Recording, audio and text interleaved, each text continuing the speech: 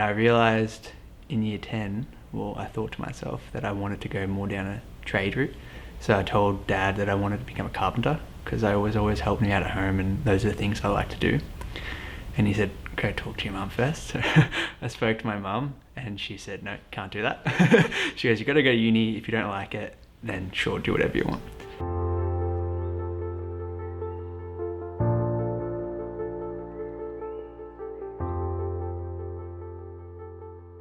Welcome to CUC Clarence Valley. Join me today as we talk to some Clarence Valley locals and learn about their educational journeys. Come discover your future CV.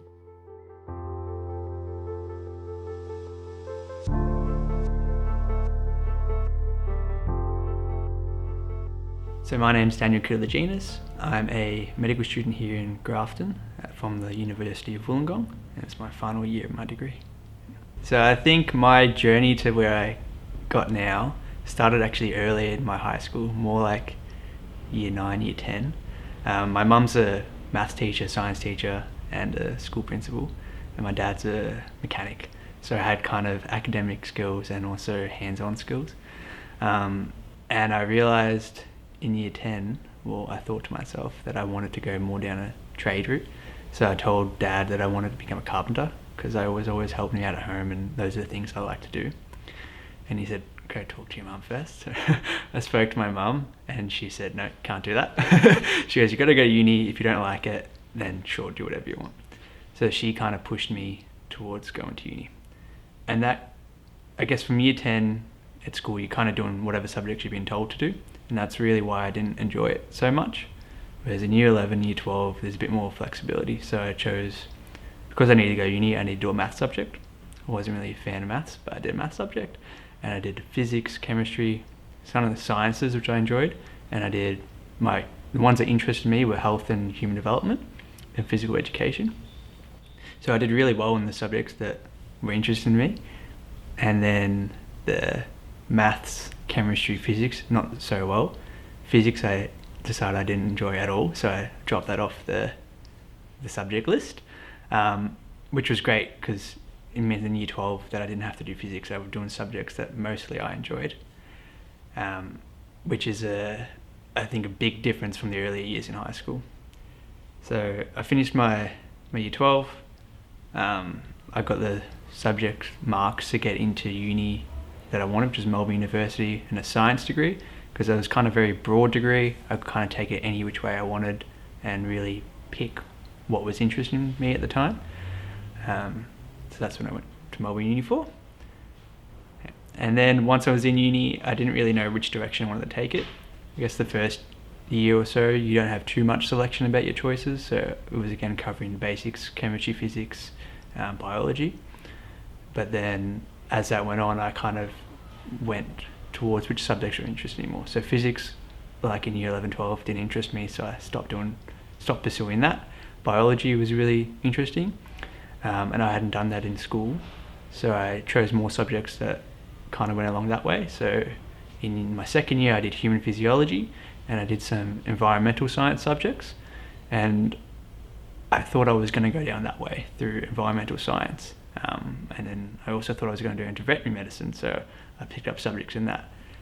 And that year really kind of defined which way I would go. Whereas in the following year, I picked more subjects that went through human anatomy, more physiology, more neuroscience stuff. And I kind of picked up hey, I'm really interested in medicine, both human and animal medicine. So I thought I had to kind of decide which way I wanted to go with that.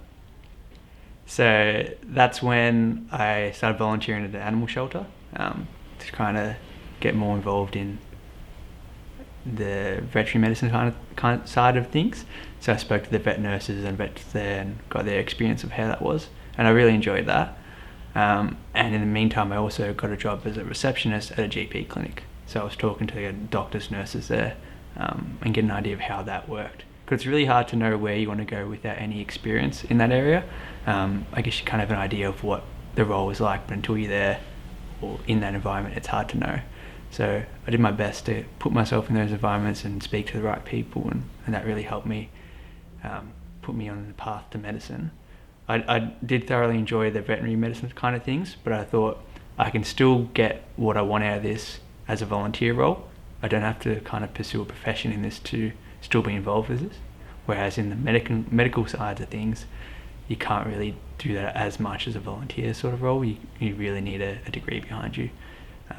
So at that point I decided to sit the exams and apply for medicine, and I was unsuccessful in my first year, so that was a bit of a blow.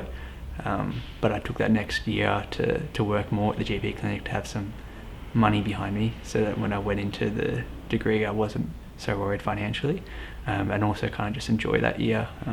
It was probably going to be my last year at home with my family for a few years, so yeah, enjoying times with them and my friends in Melbourne, and then getting myself ready to set myself best for the next 4 years degree, which I went into medicine.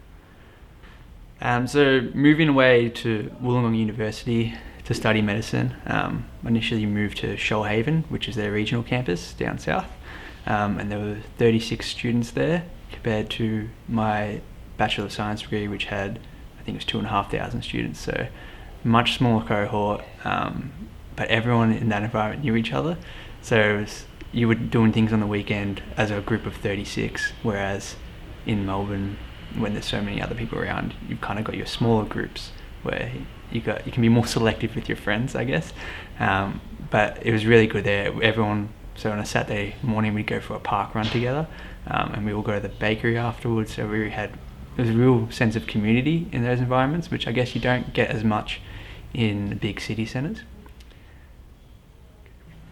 So after my 12 months in Shoalhaven, we moved to another 12-month regional placement. So the Shoalhaven was all preclinical years, so all of our science we were learning then, and now we're in Clarence Valley. We're here for 12 months, and it's full-time clinical load. So 5 days a week we're in the hospital, from 7 to 4, essentially shadowing a doctor and learning our skills hands-on, which I was really keen for. Medical sciences is lovely and everything, but it's really nice to be able to apply those skills to a real situation and a real person in front of you. So I moved to Clarence Valley with 5 other students, and we all live in South Grafton together.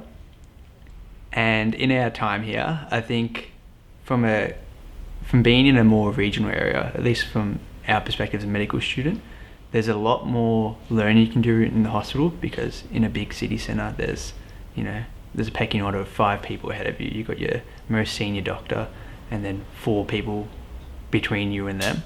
So the learning opportunities really filter down to you, and you're not getting too much. Whereas in a regional area like Grafton, it's you and the most senior doctor who's got 50 years experience. So you're learning directly from the top dog, and you're getting hands-on, and they're letting you do procedures or whatever it might be. So from a practical sense at the hospital, I've learnt much more in these environments than I would in a bigger city centre. So the student shift from Wollongong being 2,500 to Shoalhaven 36, and now only 5 people here in Grafton, I've had to change how I study, I guess. In Melbourne, when you go to uni, there's people everywhere, everyone's studying. It's very easy just to fit in and go study with them.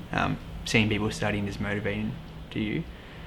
In a place like Grafton, where there's only 5 of us students, it's hard to, I guess, get that motivation to study sometimes. So in centres like the Country University Centre, where you come in and sometimes there's 30 students here, all from different degrees and all studying, you still get that same sense of motivation to study. Whereas if we didn't have something like this, you'd kind of be on your own, kind of pushing yourself. But it's really motivating to come here and seeing everyone's head down, especially during exam periods when it's hard to get a seat anywhere because there's so many people here. And then on your breaks, everyone's lovely, everyone will have a chat to you, and you understand what they're studying, and everyone's doing something completely different. It's so interesting.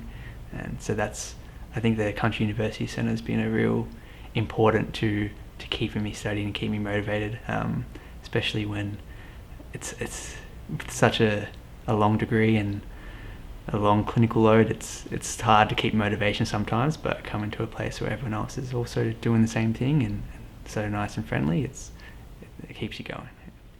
So advice I'd give to students in high school is I guess those early years in your studying, you don't really get much choice about what you're learning. I know I didn't enjoy maths, despite my mum being a math teacher. I didn't enjoy physics. I didn't really see how I could use those, or how that knowledge was relevant to me in the real world, in my adult life. But you're learning skills all throughout, whether it's learning skills, like how to learn, or things that might come up in ways you wouldn't consider at the time. And what I loved about year 11 and year 12 in school is being able to choose my subjects. So I chose the subjects that served what I wanted to do in future life, what skills I wanted to have, and kind of what direction I wanted to take my education career.